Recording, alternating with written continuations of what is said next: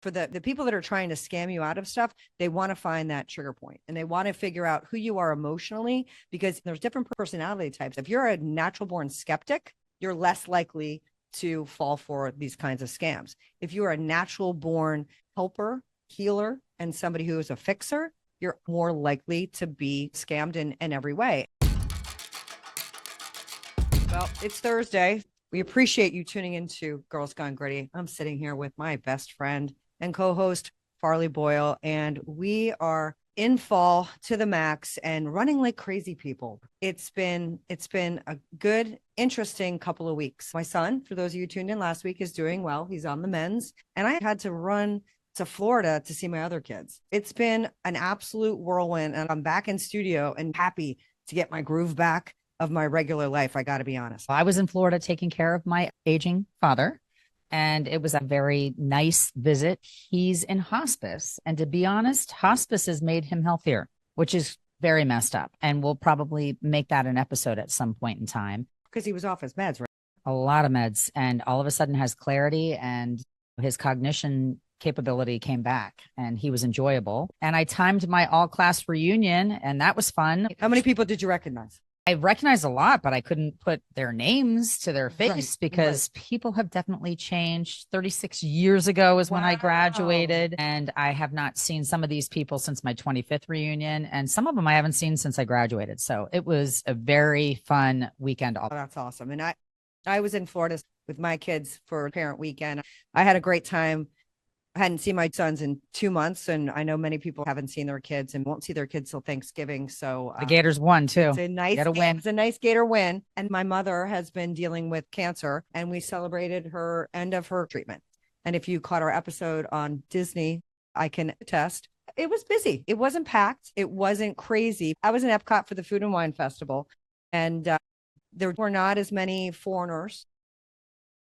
I asked a couple of the people that work there. They're recognizing that they need to rebrand things because the opening of the Universal new theme park hit them adversely, and they haven't updated a lot of their rides, and they feel dated. And the animatronics don't do it for people anymore. No, I remember going to Universal and being like, whoa, they have an edge. I will say the manner in which people operate in the theme parks is like no other. People don't know how to be cordial in lines, and they think everything is about themselves, and it's contagious. Great people watching until you get your foot run over by a wheelchair jazzy as somebody is eating their giant chicken, and then they walk to the line. I can also say that the Food and Wine Festival, we didn't partake in a lot of the food. We drank the wine because it just was so much food. We had a great time. It was amazing, and I was happy to have the opportunity to be with my mom and my sister. Also felt very awkward. We kept reminiscing about being with the children. I've never been to a theme park without my kids. You guys have T-shirts made? We did not. We thought about getting ears, but I couldn't find any ears I liked. So what do we have today, Far? Starting off at number 1, polka dots have been the rage for quite a while, and even in the zebra community. Born from a melanin mutation known as pseudomelanism. This adorable little zebra, Tira, born in Kenya, is fascinating people because she's so cute and different. And who doesn't want a polka dot zebra? Polka dotted zebra. We're going to post the photos so that you guys can believe it when you see it, because we couldn't. So that's why it made it onto our top 3. Coming in number 2, the Nonna movie has inspired Italian grandma gear known as Nonna core. I have to admit, I haven't seen the movie. This may inspire me to do so. What is it called? The Nonnas. It's a grandma, the Italian grandmother who takes the doilies and creates fashion from it and the curtains and makes a whole outfit, and it looks amazing. That's so cool. It's a trend. A vintage kerchief can become a multitude of things. You can wear it around your neck as a tie. You can put it on your bag to jazz up your bag. You can make a scarf for your head, which is what the Nonnas are known for doing. And you can also make it into a bandeau, a kerchief top, and you can make it into a skirt too, like a sarong type. But the Nonna movie, for those of you that haven't seen it, it's a great adaptation to a real story about a heartbreaking loss for a boy of his mom and his grandmother at similar timing. And he decided to find a restaurant space and could not pay a chef. So he put a reach out to the Nonna crowd to get real grandmothers to come in and do their Sunday sauce and to cook their authentic meals. And the restaurant is called Enoteca Maria, after his mother. And it's in Staten Island to this day. And it's won multiple awards for the food and for the ambiance. And I think that we should go. That's on my list. Well, having an Italian mother-in-law and grandmother, they pride themselves in food. I have a cookbook that was my great-grandmother's, and it's inspiring because they recognize the importance of good taste. And I think that parlays into fashion, right? Good taste in food and fashion across the board. It's just cool. So I love that one. Going to our number one, the NBA's betting betrayal leaves fans questioning the future of all sports, pro, college. What's real? What's not? Who's sitting on the bench for the right reason, the wrong reason? If anyone saw the Netflix docuseries Flagrant Foul that got buried by the NBA, if you look, there's historical data on this having insider information and changing the outcome of games. It was a problem then, and it's a problem now. And to Farley's point, you don't know what's really real when you have humans involved. And don't we always want humans involved? Now we have the mafia, which is enormously scary. And they had these NBA players be the face cards to lure in the fish and steal millions is terrible. And unfortunately, it's going to lead us to our episode today. They had these high class, big time poker games, and the card dispenser was rigged, and they had x-ray tables, and you could join a poker game and play with a famous NBA player. And meanwhile, they got fleeced because they got sucked into the glamour of playing with a pro. They were playing with a pro. Yeah, they were playing with a lot of pros. And everybody at the table was in on it. That's the other scary part. There was one person that was not in on the gag, and they obviously took him for everything he could. It's sad because people don't know what to believe and don't know what's real. And that's the broader statement too. Let's just talk about the greed. The greed is so nuts. Look at Chauncey Billups. He was a $106 million paid player. That's a lot of money. And he was making $4.7 million coaching. How much more money do you need, dude? It's greed on top of greed. These guys that were making money already had millions and millions. Yeah, I completely agree with that. But I do think you get to a place where people have a run rate, like we referenced a couple episodes past about Justin Bieber having to sell his music catalog because he was living life beyond his means. There's also some sub stories of it being motivated by other things, like they're being targeted, whether it's within the NBA or politically, that this is not actually what's happening. And the full story comes out many years later, if you're lucky. So we shall see. We'll be following this story. And if you have children at home that are gaming or gambling, make sure that you are on it, because again, with the technology piece that we covered in last week's episode with the Balance Project, you are giving your kid a device, then you don't know what they're doing on it. And if they're able to access money, credit card, they make it very easy for you to lose. Our episode today is on scammers and fraud and scumbags. And we're going to give you a glimpse at the current trend with email phishing, texts, phone calls, everything. You name it. Our phones are responsible for bringing in perpetrators, and we're going to help highlight who they are, what they look like, and what they're doing. And if we look back on history, snake oil salesmen, they've always been around. People have always been trying to steal from other people.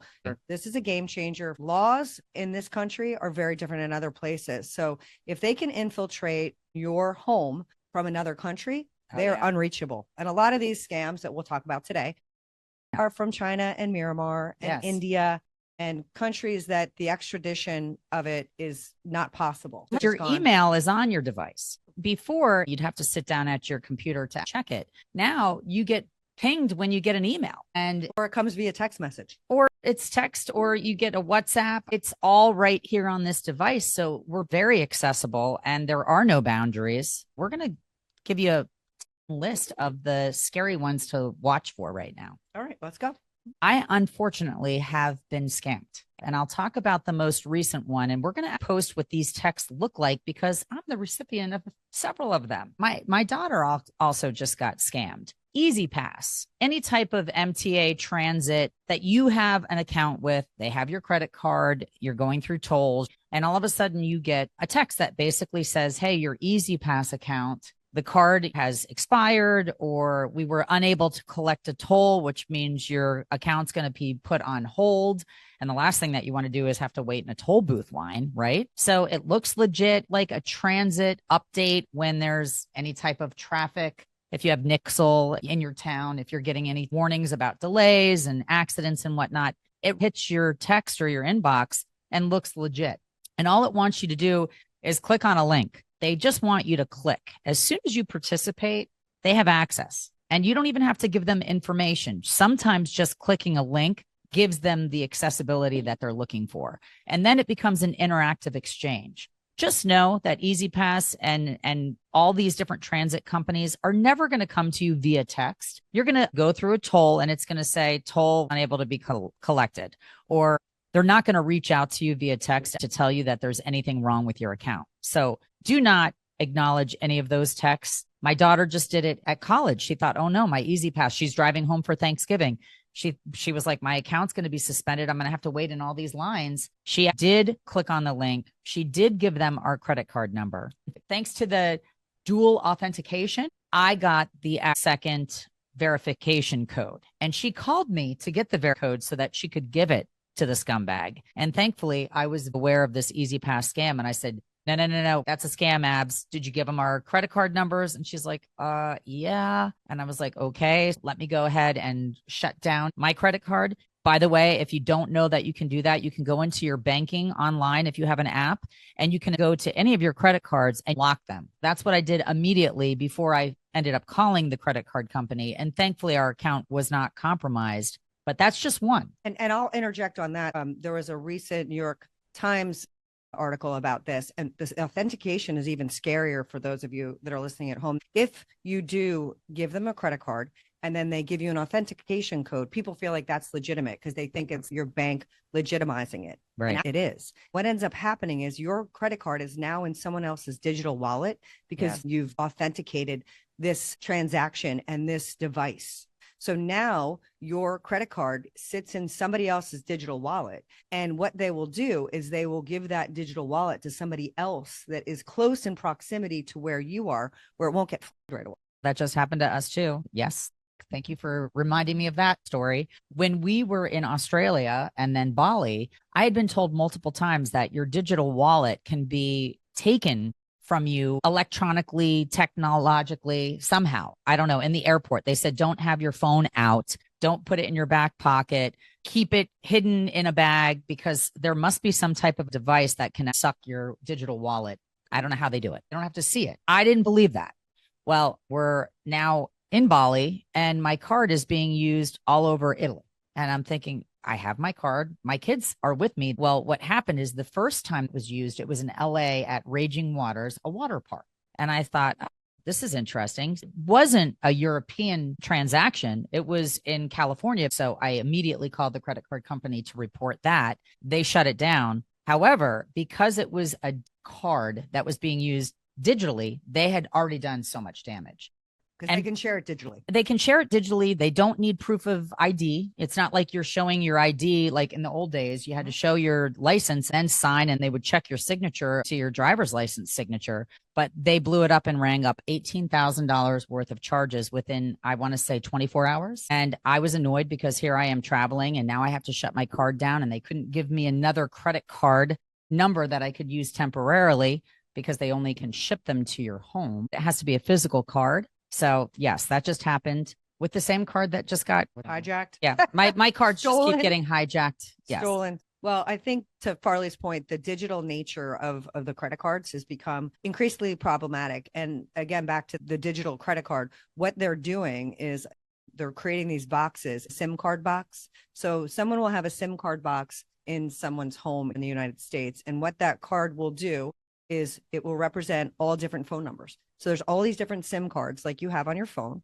that will then text out to as many people as they can. And everybody's phone number is a random bunch of numbers. So you could theoretically figure out 732 area code where you are. So that seems like it's a legitimate phone number. and it's texting you, or it mirrors a number that you would be familiar with. So it will come very close to looking like a Chase number or a Disney number if you're in Walt Disney for the weekend. The people that are up to these scams using these SIM cards know how to make it look as close to real as possible. And when they use these SIM cards, it's untraceable. These boxes are all over the country. And again, this information goes back to places like Myanmar, China, India, where they take these wallets and replicate them everywhere. It's so frustrating. That's probably why yours ended up in Italy and California and every other place, because it doesn't matter. Is anybody else getting these annoying loan offers? All the time. It's constant. All the time. I blocked the number. They're calling my phone. They're texting my phone, and they're telling me that I qualify, and I might get 8 calls a day. And I block every single number, and I actually report them, and they keep coming. I don't understand it. And it is a recorded message, but it sounds like somebody's talking to you, because I've said, lose my number, take me off the list, which does not work because it's a recording. And I don't understand. Do they think I'm really going to push one to be connected to a loan officer? It doesn't matter, because the conversion rate for those of you that have been part of these scams is in percent, but it doesn't matter, because it requires no skill, no energy, because I'm doing everything digitally. If I hit 1% of a million in the United States, 100 million in the United States in 2024, $470 million was stolen from people like us in scams. 61% get a scam text once a week. 20% get a scam text once a day. That's me. 24% have been tricked at least once. Hello. And most scams are less than $1,000. Yeah. And, you can get scammed in so many different ways, even Instagram. I got scammed out of my Instagram handle, which really pissed me off, because I had a business affiliated with it once upon a time. It's like a walk down history's lane for Squirtini Bikini. I don't know why they would want my Instagram. I don't know why they would take it from me. I don't do business on it. It's not a way of getting money. Scumbags can make their own, but they wanted mine and they hijacked it. And it was hijacked for a good 2 weeks. And finally, my tech savvy daughter, Mackenzie, helped me figure out how to do it. Because when you try to go through the infrastructure of Meta, if you're not a verified celebrity, you're not getting any help. You're shutting it down. You're losing your information, you're cracking your head against the wall in frustration. But I wanted it back, and I prevailed. I will tell you, once a week, somebody is trying to log into my Facebook fraudulently, and I'll show you what those texts look like. It'll say, if you didn't try to do this, then ignore or don't give the code. I have this constantly happening. I'm not sure what the obsession is with my Facebook or my Instagram, unless they can get more information internally. It's the other thing that people have been getting scammed on is the healthcare scams, where somebody says that they're in urgent need of money and you have to help a family member. And I think the problem is that when there is an urgency and an emotional connection, people will start down a road because they think it's somebody that they know. They're in a fire panic, especially older people. And if you know more about a Farley Boyle or a Jennifer Brenius, it makes it easier to figure out what your trigger is. It makes it easier for them to figure out what you might jump at. And if they get to know you digitally, they don't care about you. They're not like looking at like it from that standpoint. Maybe some people are stalkers, but that's another episode. But for the people that are trying to scam you out of stuff, they want to find that trigger point, and they want to figure out who you are emotionally, because there's different personality types. If you're a natural born skeptic, you're less likely to fall for these kinds of scams. If you're a natural born helper, healer, and somebody who is a fixer, you're more likely to be scammed in every way. Nobody wants to get taken for any amount of money, whether it's $20 on the street or $1,000 digitally. But the pig butcher scams are the ones you really have to be careful on, because those are the ones, and everybody's seeing them. You've won $500 and all you have to do is this, and you get the $500. So now they've built a little bit of trust, and the $500, they're happy to give you, because what they're really going for is your bank account. What they're really going for is a much bigger nut, because they've done their research knowing that you will throw down thousands of dollars if you think that you've got a legitimate person you're dealing with. So they'll do things to prove to you that they're real. The old adage, if it sounds too good to be true, it usually is. Where did they come up with pig butchering? Well, I think it's because they take it to slaughter. It's like they've got a nice big fat pig, Oh, and they're going to lure them jeez. into the slaughterhouse Oh, with like, I've never heard that term. it's not mine. It's not No, I mine. It's not know. my original thought. I think it's terrible too. But Somebody hijacked my email at one point because, yes, I am one of those people that still have an AOL account. no, they still were in. I use AOL as my personal email beyond my Gmail account. I used to communicate on AOL with my parents. And so I kept it because it's nostalgic that I've had this yogiog at AOL.com for so long. Somebody definitely hacked it. And they were able to see that my dad was my treasurer and accountant for Chase for Life, which was my nonprofit at the time. They intercepted emails showing that obviously he's my father and there's a role in my company that deals with the finances. And this person sent my dad an email. Hey, Dad, I made a bad business decision and I need, a $3,000 loan immediately because of XYZ PDQ. But they used language and terminology that had to do with my business. And they were familiar with what my dad and I were doing. These people will make sure that you have income coming in. Like I did a sale and I've got net terms and I have to wait 90 days on a PO, but they're going to front me the money on the PO so that I have working capital. My dad called me and thank God he did. He was like, wait a minute. He's like, what did you do here? He's like, I want to understand this so that I can help you. And I said, what are you talking about? And then he said, didn't you send me an email saying this? And I said, no, I didn't. And they had provided a link where my dad could make it very easy to give me the money that I needed quickly so that I could, get out of trouble with one of my customers. And it was a phishing scam. It's terrible. Elderly people, they get scammed often because of nostalgia.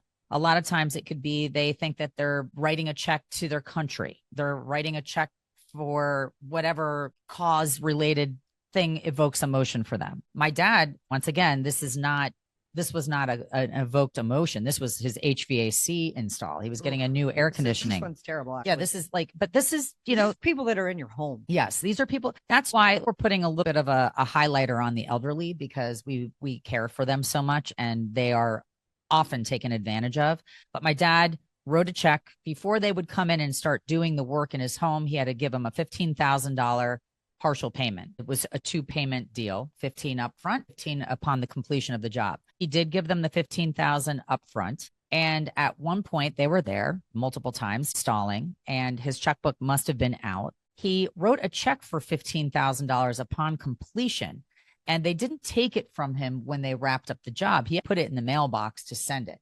Somebody intercepted that in the mailbox. They took it, they changed out the pay to name. They put their own name, whatever it was like some bogus whatever. And that check cleared and my dad was out the $15,000. And then he started getting calls from the HVAC company saying, hey, where's our final payment? He said, what do you mean? I've got $30,000 missing from my account. I've paid you. They said, we never got that second check. So that being said, we had to go to the bank and it was 3 months before we could get the money back. But and they did cover it because it was FDIC. They did cover it, but it was somebody that was working internally at the HVAC company because they also had a similar experience when they put their rent check for their warehouse in the mail. Their warehouse never got it. And then they realized it was somebody on the inside. So there's so many different ways that you can be taken for a ride. And unfortunately, we have to have eyes in the back of our head all the time. In this day and age, some of the people that I deal with prefer a check. And, right. You're giving a lot of information off on a check. You're giving your routing number, you're giving your full account number, your address, your name, address, sometimes your phone number. It's a lot of information that's on a check. And I don't know that it's any different in your digital wallet these days because I feel like they've gotten even smarter, but I do wonder about the security of checks. I don't trust a digital wallet. I know it's convenient, but I've been burned multiple times now with my digital wallet. And the multi-factor authentication, it's MFA. If you're not showing your driver's license, somebody can steal your phone and do it. You don't need anything unless facial recognition. Yeah, recognition. Okay, so we need face and thumbprints, and now people are just going to kidnap you. I know. It gets horrifying. It's true. It says never provide personal information. Legitimate companies will not ask for sensitive information like passwords, credit card numbers, or social security numbers via email or text messages. So just beware. And this happened with me the other day. Jen and I were on our way to go play paddle and a Chase number called me. It said Chase Bank. And they were telling me that my Zelle account had been compromised. And Jen's like, that's not normal. She's like, something's off there. And I'm like, well, it came in as a Chase number. And I feel like I'm talking to somebody that knows about a transaction of mine. Now, they didn't know the exact transaction. Once again, they can kind of throw out a blanket statement that you feel like, oh, wait, that's familiar. Or I just did that. Or exactly. I did just use my Zelle. And maybe they know when you use your Zelle. Who knows? I have no idea. But I was a hair away. They transferred me to the next department. And I said, hey, I don't feel good about this. I'm going to call Chase on my own accord.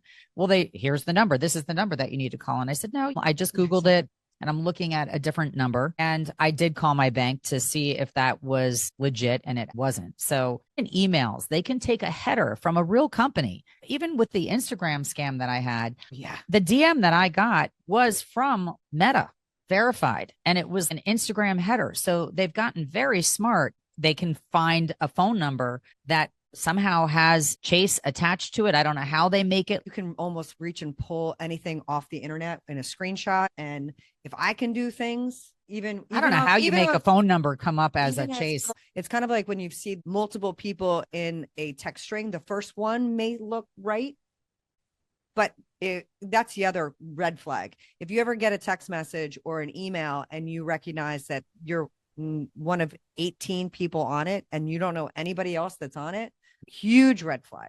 I think the takeaway on this is always like, keep your fortress tight. I don't even pick up a phone number that I don't recognize. I let everything go to voicemail. And there's been a couple of times I've missed important things because I'm like, I don't recognize that number.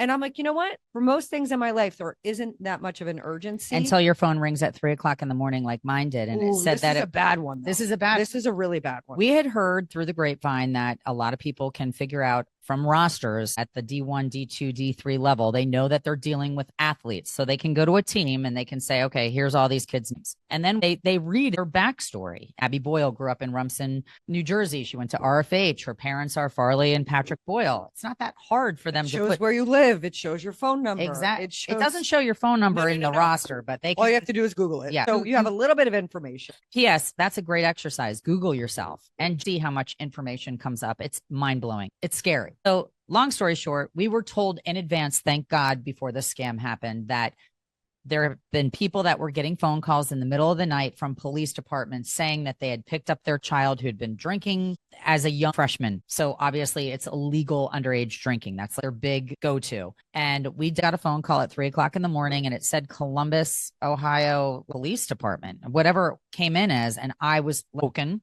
and terrified when I saw it. And I answered the phone and they said, hi, is this Farley Boyle? And I said, yes, it is. Well, this is Sergeant or Officer, blah, blah, blah, with precinct, Nonna. So they gave me like a precinct number and he gave me his name. He gave me his badge number. And he said, we picked up your daughter who was drinking underage and they wanted to do us a favor by not reporting her so that she wouldn't have to pay the consequences as an athlete if we donated to their police fund. It was something. We'll make it go away. Something ridiculous like that. Now, thankfully, we had known. So my heart stopped racing and I got on my phone immediately and I went to Life 360 and I could see that Abby was in her dorm room. And I had my husband call her while this was happening because now you want proof of life. We couldn't get her. So that was stressful. We did get her the next morning. We said, hey, we're going to call the police department and see if they have our child. We hung up on them. We called the number back, but we did *67 where it doesn't show your number. It doesn't show your number. And believe it or not, this guy had an outgoing voice message that said his name as an officer, his precinct number, and his badge number left on his voicemail. And that's a felony, by the way. So what I did is I called the actual police department. I had told them exactly what happened. I gave them this phone number so that they could see that he had taken somebody's identity that was working for the law enforcement agency. So they go all out to try to hoodwink you. And that was scary. I did not like that. Yeah, that's a scary one. And again, that's how they prey on you. You know, you have a kid in college who's far away from you and they get you in an inopportune time, 3:00 in the morning when you're not thinking as clearly. Thank goodness you're sitting next to your husband and thank God you're not a Thank God we had heard the story or else I would have gone AWOL. If I did not know that particular situation existed, I would have been a mess.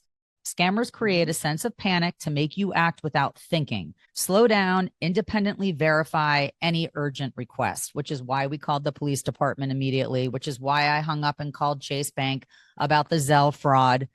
As crazy as your energy and your heart starts to race because you've got that adrenaline rush, remember 90% of what's going on right now are scammers, frauders, liars, criminals trying to take advantage of you. And 1 minute of like not thinking clearly allows them in the door, and that's how they're making money. Yeah, it's true. It's true.